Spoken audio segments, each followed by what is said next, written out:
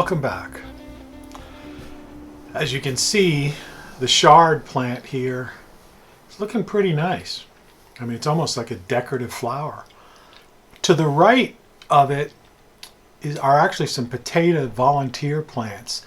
So since this video was shot, like literally 5 minutes after, I realized that after shooting this, so I pulled out not the big shard plant that's still in the right hand of the screen, but that little purpley one, and I transplanted some of them to and some of that lettuce that's buried in the back there, I transplanted that to this open area that we're looking at right now.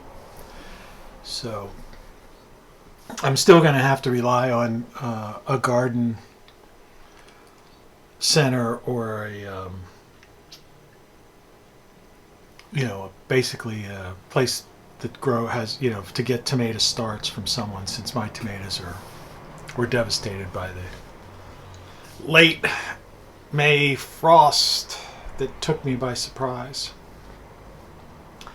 But yes, as you know, we're still in lockdown for the pandemic.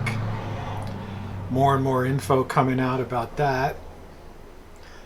I saw a guy from the UK published, a mathematician went through a lot of statistics and charts showing that New York, the UK, and the EU, these major centers of power, have the highest rates of infection and deaths compared to the entire world, like, as a whole. And I guess he was making the point that a virus isn't a living thing and has no concept of, striking at power centers as opposed to some, run-of-the-mill city. So it does make you wonder, with all this talk from various doctors and scientists, biologists, epidemiologists, about what's really going on and if we can really believe these death numbers. I mean, I'm pretty much, from the sheer volume of information that I've consumed by researching through legitimate sites, looking at government numbers, that the death toll is greatly inflated. I do, in my mind, coronavirus was this year's flu, and it'll be added to the flu, so that it'll be part of next year's flu and the year after, just like SARS which began in the early 2000s. I guess it's listed as a 2003 occurrence. SARS-CoV-1 has been around, and now they're calling this SARS-CoV-2. That's what it says on the test. There's my beautiful lounge chair, which I sat today before I shot this thing for about 2 hours in the sun, just soaking up that vitamin D.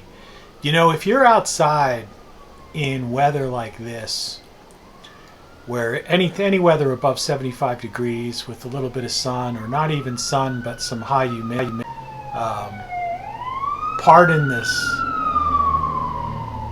ridiculous sirens passing my room as I do this voiceover. But back to that, their virus can't survive or exist in temperatures above 75 and in higher humidity. And not only is the sun and UV rays good for you health-wise and your immune system with natural vitamin D and all that jazz, but it also destroys virus. Here's where I'll be planting my pepper plants mainly, but I'll put some chard in there. But you can see those onions and that big bush of oregano in the back. But yeah, there'll be mainly peppers there, but there'll be 1 or 2 chard plants probably towards the back of this area. So yeah, get outside, and it kills it like I say, it's not alive, but I mean, it destroys it literally in a very short period of time. I mean, a matter of minutes. And on a hot, humid day, literally the air you're breathing and the areas you are virus free. So think about that. Why would they lock people down to keep them from going outside or encouraging them to stay indoors when the outside is virus free while the indoors has, is just allowing this stuff to just fester and live on surfaces, the same surfaces you touch over and over.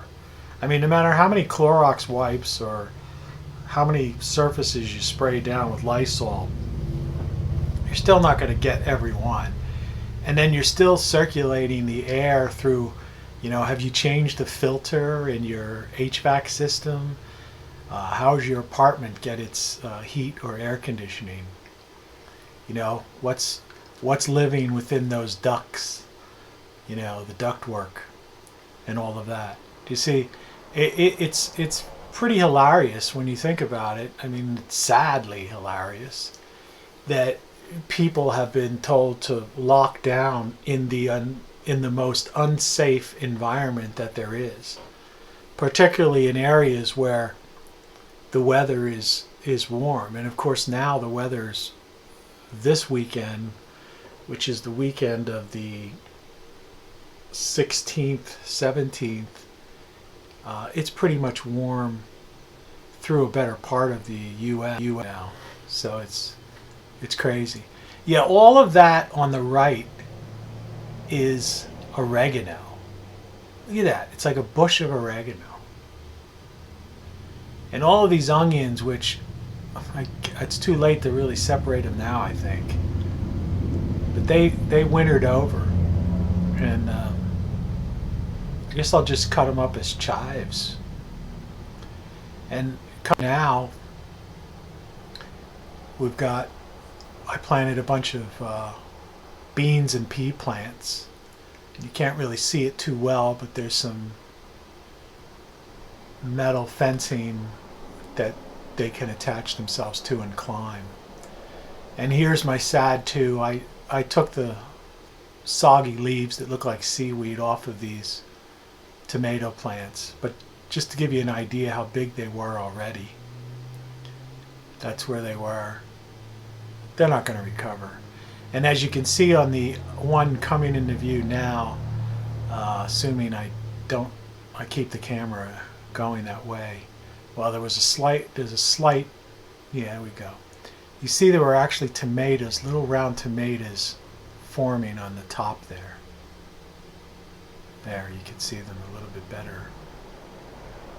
Yeah, these were beautiful plants, like really full. But, who would have thunk that in the middle of May, the weather would drop, you'd get snow and the weather would drop down into the 20s. I mean, we've had like a snow on May 1st sometimes or something like that, but geez. Yeah, real tragedy there. But I will be planting more tomato plants here. Hopefully if the nursery hasn't been picked clean like toilet paper was picked clean from the grocery stores, because I do understand everybody's like in panic for food, thinking there's going to be food shortages, so trying to grow all of a sudden. I mean, it's really crazy in the year 2020 that society would be so just primitive, gullible, that panic can be spread and people would be afraid of a flu bug to the point of giving up all of their freedoms. I mean, protect the vulnerable, of course. Take precautions, practice good hygiene. Well, most of us have been doing that for the better part of our lives. But lockdown, quarantine the healthy, I don't know. Complete and utter madness. This greenery around the fencing periphery is wild spearmint, and it's an invasive plant. And but I think it has some properties because it's near the pond is on the other side of the back part of this. And I never have a problem with mosquitoes or anything like that. And I believe that they just don't like that. So I leave it there. I just have to keep at it, like really keep at it, because it just wants to just grow into my beds and just keep growing taller and wider and taking up more and more space. But and how much of it, I have wild mint growing on the other side, which is fine. But even with that, how much mint can you use? Sometimes I'll put mint in with some lemonade, homemade lemonade, and make some kind of like with ice cubes and make like kind of a lemony smoothie with some mint in it, which is nice, and some honey. That's a little bit of on the left there is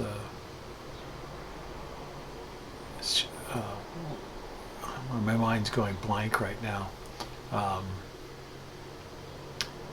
It's actually, my mind has just gone totally blank. Sage is what it is. And this, of course, are my kale plants. This video came out pretty good so far. I hope when it's processed, it doesn't get jumpy. The last one I had, there were some audio anomalies I guess in the last stage of processing, or something being done when it was sent up to YouTube. These two cages that are coming into view are squash, zucchini and yellow squash, one or the other. One's coming up on the one on the left. There are some seeds in the one on the right. They're not showing yet. I don't know if they're going to take or if the bird got in there and ate them or not. But that area will be, hopefully, ideally, filled with squash. Last year my zucchini plants got some kind of blight or something. And I got a few zucchinis, but it wasn't out of control the way squash usually is. Because I like zucchini and squash. I use it. I make soups out of it. And, it's to me it preserves well, so I just put them in a basket, and usually I've had them in through November, December. The other squash that survived last year, I think I had the last one cut up in December. So they're like, growing things like carrots, potatoes, and squash, that goes well beyond the season, gets you into winter. And this past year in January, I was growing lettuce indoors, and actually had quite a healthy lettuce plant. And here's another out of control oregano plant. Last year it was parsley. I had parsley that was just crazy, taking over. But for some reason this year, I put a little bit of fertilizer in there early on, I guess, and I guess there's truth to that. The soil, if you put some additives into the soil, and you're going to get this crazy growth. There's no way I have 2 bushes of oregano. What the heck am I going to do with it? I mean, I like pasta and I make my own homemade sauces, but I mean, geez. What am I going to do with all that? Actually buried behind that at the far end under that chicken wire are about a dozen or more radishes, which I've got to pull out. So yeah, this video isn't as crazy as the last one where I was really just getting on this pandemic thing. At this point, I'm under the impression that it's just going to, as the weather gets warm, people are just going to go outside. The thing will naturally die off, And the people who are trying to prolong this for political or some sort of manipulative control purposes will just start to look very foolish. And let that happen. People will demand their sports, recreation, and entertainment. People are going to want to go to games. They're going to want to go to concerts. They're going to want to go to the beach, parks, and you can't stop us. We have the numbers. You know, there's 330 million people in the United States. There aren't that many politicians. You know, a couple thousand. This is stinging nettle, which I've talked about previously, and it's really growing crazy here. If you just brush up against it, you'll get like, it not only stings you, but it stays there, and you could even get a rash. But if you take those leaves, cut them off with the scissors, just drop them into a bowl, and steep them to make a tea, it's one of the healthiest things, healthiest plants out there. I mean, it's just chock full of good stuff. More radishes in here and some beets, but all that green that you see around these, which again, right after I shot this video, because I realized this, I pulled it out. They're all just like weird, like kind of weedy growths in there. They came out real easy, but I'll be harvesting those radishes probably in the next day or two. I had some lettuce in here as well that, I don't know, last year I got a lot of heads of lettuce. Starts from this particular little box, but as you can see this year there's like, you know, 3 or 4 plants. But you know, you don't need much. You know, as one guy, you know, one of those lettuce plants surviving, separated and given some space to grow and water, and it will start producing giant lettuce leaves. And when you chop up 1 or 2 of those leaves, that's enough for an entire salad. So you really get a lot. But as you can see, those radishes, they're all ready to eat. And you know, fresh out the ground, you know, they're not really, it's not like they're overly spicy or hot or anything like that. They're like, it's a nice flavor. They're good to add to a fresh salad or put it in a soup, something like that. I had chicken wire on here because I didn't want the birds getting in, because this is the side of the path in my yard where the bird feeder is. It's up further up, but the growth of that undergrowth of these viney kind of like weed things, they just like happened and I wasn't paying attention, and I guess that slowed the growth of the lettuce and the beets that are on the other side here. You can see the color that they're beet plants, but they like really got kind of smothered out by the weeds. So I'm hoping now that I cleaned out that weeds, those beets will flourish, and at least I'll get a few beets, enough to make a couple of red beet eggs. Yeah, when you grow your own beets, it's a real deep red, juicy beet mixture that if you're into making pickled eggs, it's like way better than buying like a can of red beets. Last year's leftover kale that's just keeps bolting. I haven't really been eating this, but I guess now that the weather's changing and I'll be making more salads, I'll be clipping some leaves off here, or maybe just clip a bunch of it off and put it into a soup. This whole area is where I'm going to grow another zucchini plant. Those things in there are they're weeds inside that cage that just happen to come up. And that's, you know, that's that. This is the base of my apple tree, which I've got high hopes for. And that's about it. So check out my website, rockflux.com, and like the video if you like it, subscribe, and who knows, this summer we'll maybe have some fun content, more adventures. That's the wild mint over there, and there's the pond,